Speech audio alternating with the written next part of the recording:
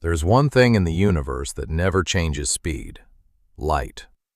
No matter how fast you're moving, no matter which direction, every observer measures light traveling at exactly the same speed, 299,792 kilometers per second. That single fact, that impossible fact, is the seed of everything that follows. Because if light's speed never changes, something else has to give, and it turns out several things do: time, space, even the order events happen in. Let's start with the most basic question. What happens if you try to catch up to light? As anything with mass speeds up, it takes more and more energy to push it faster. Get close to light speed, and the energy required doesn't just increase, it explodes toward infinity. To actually reach light speed, you'd need infinite energy. That's not a technology problem, it's a mathematical wall. Only light itself, and anything else with zero mass, gets to ignore that wall. Everything else in the universe is forever stuck just short of the line. But here's the strange part. As you get closer to that wall, something else starts to break: your clock. It starts ticking slower. Not because it's broken, but because time itself is passing slower for you. This isn't a theory, it's been measured. Astronauts on the space station age a few milliseconds slower than everyone on Earth. The faster you move through space, the slower you move through time. At 50% light speed, your clock loses a little time. At 99% light speed, it barely moves at all. And at light speed itself, time would stop completely. That's why light doesn't experience time at all. A photon born at the start of the universe hasn't aged a single second. So how do we know this isn't just a story? Let's prove it, not with theory, with a flashlight. Picture a clock made of nothing but a photon bouncing between two mirrors. Every bounce, top to bottom, counts as one tick. Now put that clock on a spaceship, flying past you at incredible speed. From inside the ship, the photon just goes straight up and down. Simple. But watch it from the outside, from where you're standing still. The ship is moving, so the photon isn't just going up and down anymore, it's tracing a diagonal path, a longer path. And here's the rule that changes everything. Light always travels at the same speed, no matter what. A longer path at the same speed takes more time. So from your point of view, that clock is ticking slower. Not because the mirrors moved, not because anything broke, just because geometry, the simple shape of a diagonal line, forced it to. Now take that slowed down clock and give it a body. Meet twins Alex and Sam. Alex stays home on Earth. Sam boards a spaceship at nearly the speed of light. Sam flies to a distant star, turns around, and comes back. So when Sam lands, Sam is younger than Alex. Actually younger. Not feels younger, measurably, physically younger. But here's the paradox that confused physicists for years. Motion is relative, right? So from Sam's point of view, Sam was standing still, and Alex was the one flying away. Shouldn't Alex be the younger one instead? Both can't be right. And here's the resolution. The situation isn't symmetric at all. Alex just sat still the entire time. Sam accelerated, sped up, turned around, slowed down. That turnaround is the key. It's the one thing that breaks the tie. Acceleration is what separates moving from actually moving. Here's a question that sounds simple. Can two things really happen at the same time? Turns out, it depends who's asking. Picture a train moving down the tracks and lightning strikes both ends at once. A person standing on the platform, exactly in the middle, sees both flashes reach her at the same instant. So for her, the two strikes were simultaneous. But now picture a passenger sitting in the middle of the train at that exact same moment. The train is moving forward, toward the front strike, away from the back one. So the light from the front reaches the passenger a little sooner. From the passenger's point of view, the front strike happened first. Not appeared first, happened first. Two people, two different orders of events, both correct. At the same time was never a universal fact. It was always relative to how you're moving. Time isn't the only thing that bends. Space does too. Picture a spaceship 100 meters long at rest. Now watch that same ship fly past you at close to light speed. From where you're standing, it's shorter. Actually shorter. Not an illusion, not a trick of perspective. If you measured it with real instruments, it would come out physically shorter than 100 meters. But here's the twist. The astronauts inside notice nothing. Their ship still measures exactly 100 meters, to them. It's you, the outside observer, watching their space itself compress. Let's push that idea to its breaking point. Picture a barn with a door at the front and a door at the back, and a pole exactly as long as the barn when both are at rest. Now run that pole through the barn at close to light speed. From the barn's point of view, the pole is contracted, shorter than the barn.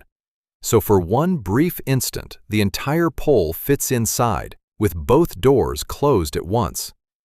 But from the pole's point of view, it's the barn that's contracted, now too short for the pole. The pole should never fit inside at all. Two observers, two completely different stories. One says it fits, one says it can't possibly. The resolution is the same trick as before. Those two door closings simply aren't simultaneous for both observers. The barn sees both doors shut together. The pole sees the front door open again before the back door ever closes. No contradiction, just two different slices of now, cut through the same reality at different angles. All of this, the slowing clocks, the shrinking ships, the shifting now, comes from one piece of math. For over 200 years, physicists used simple equations to convert between 2 points of view. Just add or subtract the velocities. But that only works if nothing has a speed limit. Once light speed has to stay constant for everyone, those old equations break completely. So in 1905, Einstein needed new ones, equations that protect the speed of light no matter who's measuring. That new math is called the Lorentz transformation, and buried inside every version of it is the same factor again and again. 1 over the square root of 1 minus velocity squared over c squared. That factor is called gamma. At everyday speeds, gamma is basically 1, invisible. But as velocity approaches the speed of light, gamma rockets toward infinity. Gamma isn't just a number. It's the exchange rate between space and time itself. And that exchange rate hides one more secret. Remember energy exploding toward infinity as something approaches light speed? Einstein looked at that same math and asked a strange question. What if an object has energy just by existing, even sitting perfectly still? Run the equations, and one relationship falls straight out. Energy equals mass times the speed of light squared. E equals mc squared. That c squared isn't decoration. It's a staggering number, about 90 quadrillion, which means a tiny amount of mass converts into an enormous amount of energy. 1 gram of matter, fully converted, could power a city for months. This isn't just theory. It's why the sun burns for billions of years on its own mass. It's why nuclear reactors and nuclear weapons work at all. Mass and energy were never two different things. They're the same currency, just measured in different units. Put all of this together and a bigger picture appears. Space and time aren't separate things. They're woven into a single fabric, space-time. Every point in it is an event, a specific place at a specific moment. Picture yourself at this exact instant. Draw every path light could take outward from you, in every direction, forever. That expanding shell of light traces out a cone, your future light cone. Only events inside that cone can ever be reached by anything you do, because nothing outbound can beat light. Do the same thing backward in time, and you get your past light cone. Every point that could have sent light reaching you right now. Together, those two cones split existence into three regions: your absolute future, your absolute past, and everything else. The region light hasn't had time to cross yet.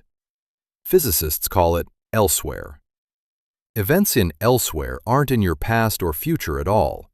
Different observers moving at different speeds can even disagree on their order. Cause and effect only make sense inside the cone. Outside it, there's no fact of the matter. Not yet. None of this stayed a thought experiment. It's already running underneath your life. Every GPS satellite orbits at 14,000 kilometers per hour, far from Earth's gravity. Both of those change how fast its clock ticks compared to yours. Special relativity says its speed should slow that clock down. General relativity says the weaker gravity up there should speed it up. The two effects don't cancel. The leftover difference is real and measurable.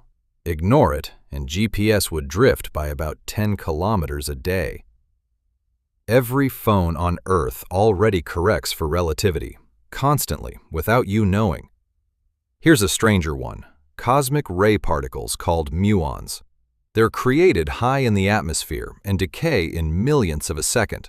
By that lifetime alone, they shouldn't survive the trip to the ground. But we detect billions of them at sea level every single day. Time dilation is the reason.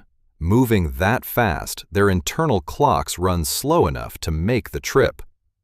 And in particle accelerators, physicists push protons to 99.9999991% of light speed. At that point, gamma exceeds 7,000. Their mass, their time, their length, all reshaped exactly as the equations predict. Every test for over a century has agreed with Einstein. But everything we've covered only handles one case: constant velocity, flat spacetime, no gravity.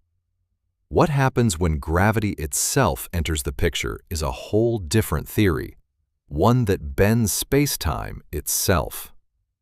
That's next.